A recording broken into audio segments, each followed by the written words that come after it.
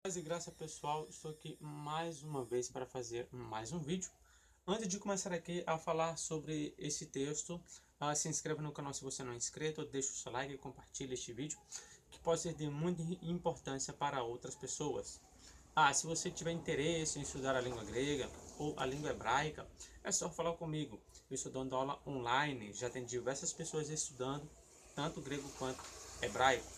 E vou deixar aqui na descrição do vídeo o meu WhatsApp, a página do meu Facebook e o meu Facebook, certo? Se você quiser se comunicar comigo, ok? Vamos ao vídeo? Bem, aqui você tem a primeira expressão paz, essa que está aqui frisada aqui. É um adjetivo na língua grega, está no caso um nominativo e ela significa toda. O que ocorre? Nessas três primeiras palavras existe já uma pequena discussão de qual é a tradução correta.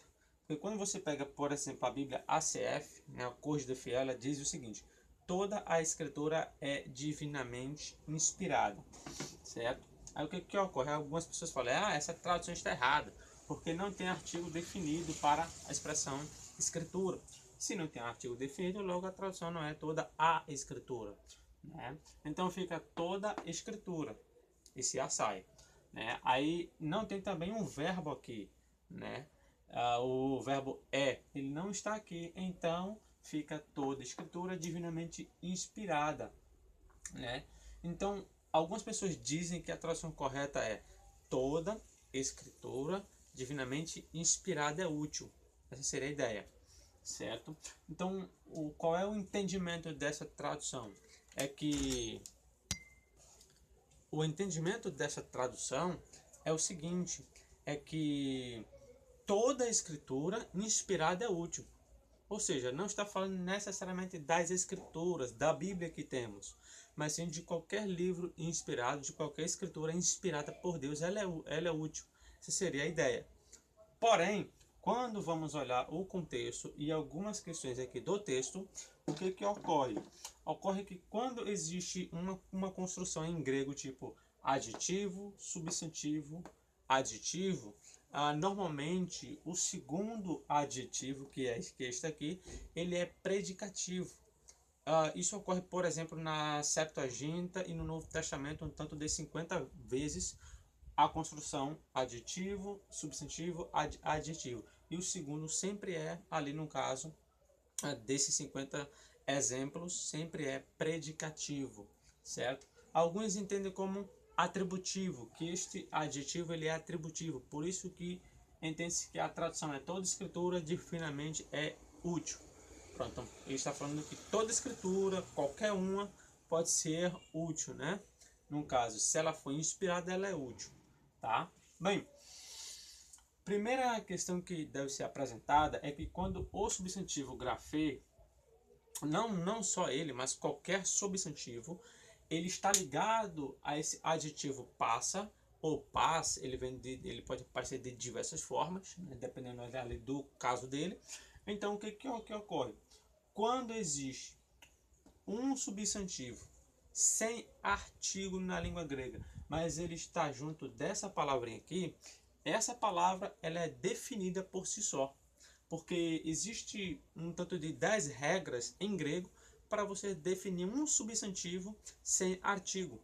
Uma das regras é essa: este adjetivo, quando está ligada ao substantivo, ele indica toda a, ou seja, a tradução pode ser muito bem sim toda a escritura, certo? E não toda a escritura. Então toda a escritura está correta, porque esse adjetivo, quer dizer toda, quando se fala de todo, está abrangendo o todo. Logo, o artigo ele é bem-vindo ali, ele chega na tradução sem precisar do artigo para grafê, certo? Só com essa palavra aqui já dá o artigo ali. Então esse é um ponto. Outro fator é que como isso aqui ele deve ser um predicativo, se ele é predicativo, o verbo ele entra na tradução, porque o predicativo é quando ele faz uma afirmação, né, acerca do sujeito na frase. Então, quando ele faz uma afirmação, esse verbo mesmo não tendo aqui, ele entra na tradução. Então fica toda a escritura é inspirada por Deus. Né? Quando você vê aqui, ó, Theopneustos, né? Você tem passa, grafê, Theopneustos. Theo é Deus, né? E pneusto é soprado. A tradução literal de inspirado é soprado por Deus. Alguns até entendem que é o Espírito Santo de Deus que inspira, como está lá em, se eu não me engano, em 2 de Pedro, capítulo 1, verso 21. Diz que o Espírito Santo é ele que fala através dos profetas, né? Aí o que ocorre? Temos toda a escritura é divinamente inspirada ou inspirada por Deus, né?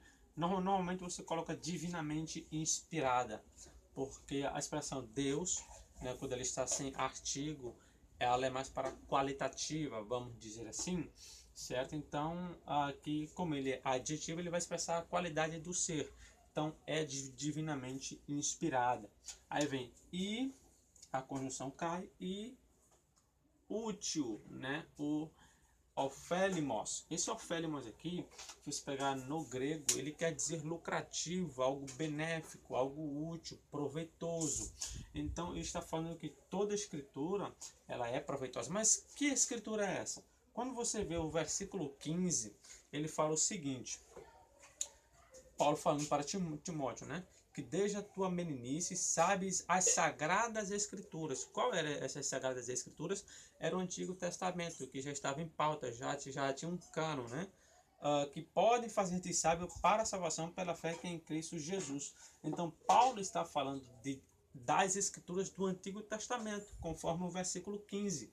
Então, a tradução é toda a escritura é divinamente inspirada. Toda a escritura que ele está falando aqui não é qualquer escrito, mas o que está no versículo 15 dentro do seu contexto. Então, você tem aqui, ela é proveitosa, benéfica, útil. Aí você tem a preposição para, né? E a expressão aqui para ensino, né? Que é o didaskalian, está no caso acusativo, Depois você tem pros, que é para, e aqui você tem a repreensão, no caso, né? Aqui ele dá a ideia de, se você pegar no grego essa palavra, ele dá a ideia de refutação, aquele que vai convencer, tá? Então, toda a escritura, ela é inspirada e útil e proveitosa e benéfica para o ensino, para refutação, porque você pode refutar com ela, você pode convencer alguém usando ela, certo? Aí depois você tem aqui, ó, para, que é o pros, né? Correção, certo? Correção, essa palavra significa também endireitar, né, algo que está meio torto, vamos dizer assim. Endireitar o que estava, vamos dizer, fora da linha, né? Ela coloca a pessoa na linha reta, né? Seria também a tradução dessa palavra. Depois você tem de novo pros, para, paideia, né? Paideia, ele tem a ver com educação, certo? Educação para criança normalmente. Essa palavra aqui, paideia, ela é usada para uma educação, uma repreensão, certo?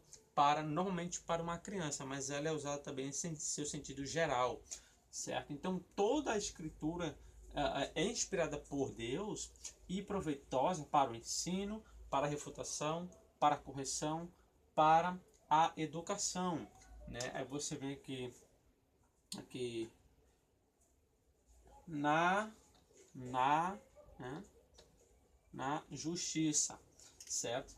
Então toda a escritura, a tradução toda a escritura é divinamente inspirada, está completamente correta, certo? Quando você pega, por exemplo, a chave linguística do Novo Testamento grego, ele até fala que isso aqui é entendido como uma construção predicativa de adjetivo, substantivo e adjetivo, tá? Então existem aí essas questões.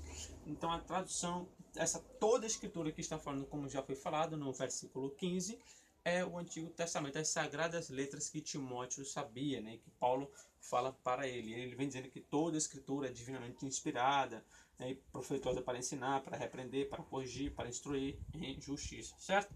Então é isso aí, pessoal, que Deus abençoe a cada um de vocês. Se inscreva no canal se não é inscrito, deixa o seu like. Se tiver interessado em aprender grego ou aprender hebraico, é só falar comigo. O meu número do Zap está aqui na descrição do vídeo e o meu WhatsApp também, certo? Que Deus abençoe a todos vocês.